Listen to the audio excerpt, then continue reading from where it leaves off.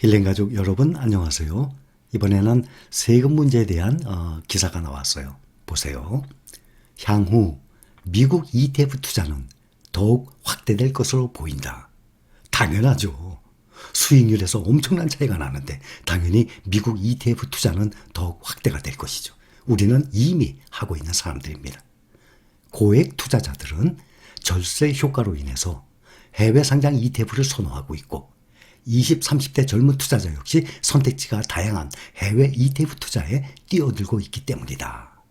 가령 한국 거래소에 상장된 해외 주식형 ETF는 배당 소득세 15.4%가 적용되고 미국 시장에 상장한 ETF는 양도소득세 22%가 적용된다. 표면적으로 국내 상장 ETF가 세율이 낮지만 국내에 상장된 해외 ETF는 전체적으로 손실이 나도 이익을 본 종목이 있으면 세금을 내야 한다. 이익 통산에 의한 상계가 적용되지 않는 것이다. 반면 해외 상장 ETF는 손익 통산 과세가 적용돼 손익을 합해 이익에 대해 과세한다. 설명을 드립니다.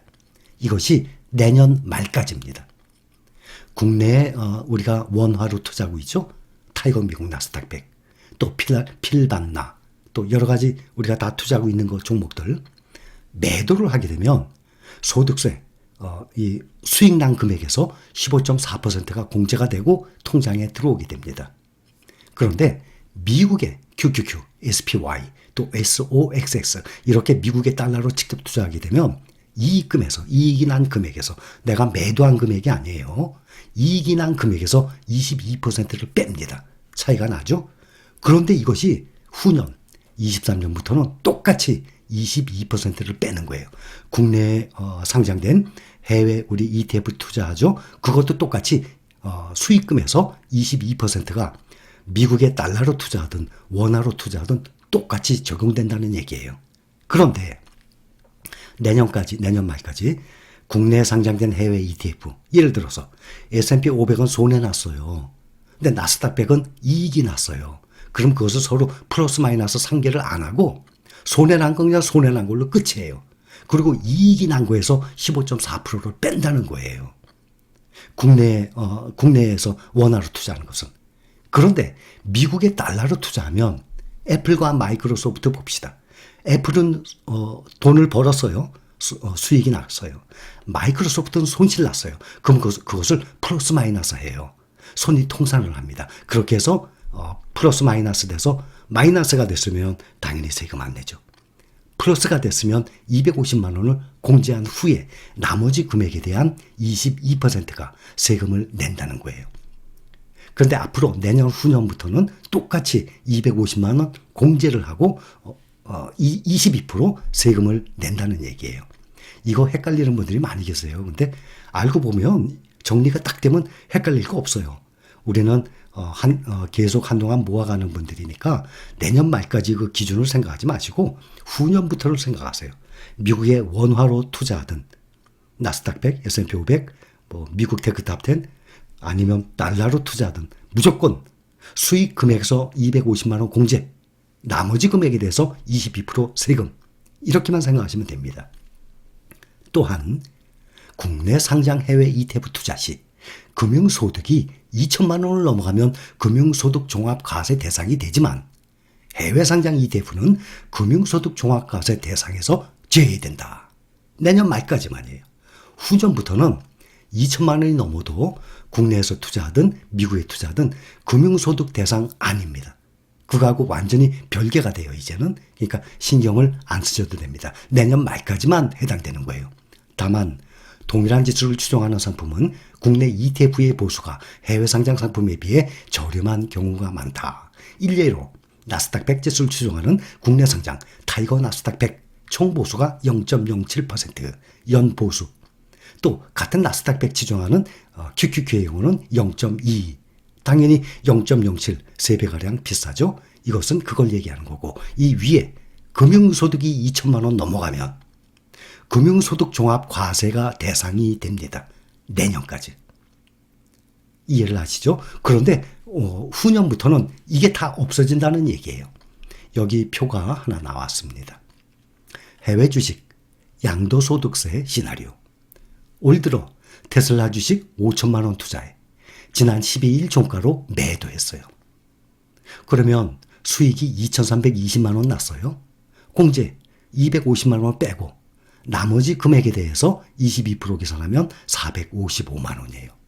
그런데 손익 상계를 한다 그랬죠.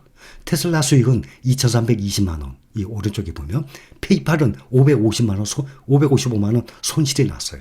그러면 손실 난 걸 빼줘야죠. 빼주고 1,765만 원에 대해서 공제를 하는 거예요. 페이팔을 안 팔고 만약에 테슬라만 팔면 455만 원의 세금을 내야 되지만 이럴 때 12월 말이 되기 전에 손실 난 것까지 같이 팔아버리면 상계가 되잖아요. 그런데 안 팔 사람들은 관계없죠. 팔아야 되는 사람들을 말씀드리는 거예요. 내년 말까지는 국내 투자하든 해외 투자하든 차이가 나는 거 설명드렸죠. 후년부터는 똑같아요. 그래서 팔 때 수익 난 것만 팔지 말고 손해 난 것도 같이 팔아야 손익 상계가 되기 때문에 양도소득세에서 차이가 난다는 얘기예요.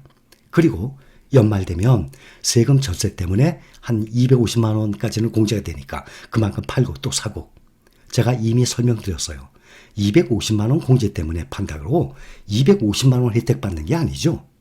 250만 원에 대한 22% 혜택이에요.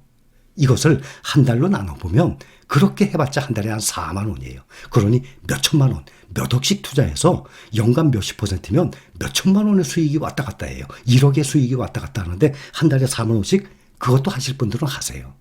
저는 안 한다고 말씀드린 것 아닙니까? 그래서 연말에 파는 게 250만 원 혜택 받는 게 아니라 250에 대한 22% 계산해 보세요. 그러면 약 50몇만 원 돼요.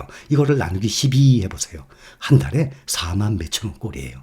그러면 이것까지 하겠다 하면 알아서 그걸 하시기 바랍니다. 그 뜻이에요. 그래서 꼭 팔아야 되는 사람들, 팔지 않아도 될 사람들은 굳이 팔 필요 없죠. 세금까지 내가면서 근데 내가 현금화 해야 돼. 돈 쓸 때가 있어. 이런 사람들 같은 경우는 하나를 팔 때 수익 난 것만 팔지 말고 손해 난 걸 같이 매도를 하세요. 그래야지 상계가 될 것 아닙니까? 그 얘기입니다. 최근 3년간 국내 투자자의 해외 주식 거래액 나왔습니다. 2019년 409억, 2020년 1983억, 2021년 현재까지만 해도 3,300억. 점점 늘어나죠? 이것은 앞으로 불보듯 뻔해요. 왜냐하면 수익에서 엄청난 차이가 나거든요. 이렇게 비교 설명을 그동안 해드렸잖아요. 또 본인이 국내 주식과 우리가 투자하고 있는 이러한 미국 주식들을 가지고 있다 보면 수익률에서 엄청난 차이가 나는 것을 본인이 느낄 것입니다. 그러니까 자꾸 사람들이 서학개미가 점점 늘어나고 있는 현상이 나오는 거예요. 앞으로도 해외 투자 금액은 점점 국민연금이 국내 투자보다 해외 투자 늘리듯이 우리 개인들도 국내 투자보다 해외 투자를 점점 늘릴 것입니다. 그렇게 해서 미국의 달러를 우리가 획득을 해서 벌어서 나라에다가 5분의 1 지금 양도소득세 내면은 그것 또한 좋은 일 아니겠습니까? 그래서 세금 문제는 내년까지는 좀 달라요. 근데 헷갈리지 마시고 대부분은 후년부터 매도할 것 아닙니까? 똑같아요. 미국에 직접 투자하나 우리나라에서 원화로 투자하나 무조건 세금 똑같이 22% 세금을 내는 것이니까 똑같은 걸로 보시면 됩니다. 내년 말까지만 현재까지 기준이 다르기 때문에 헷갈린 겁니다. 자, 여기까지입니다. 힐링가족 여러분 사랑합니다.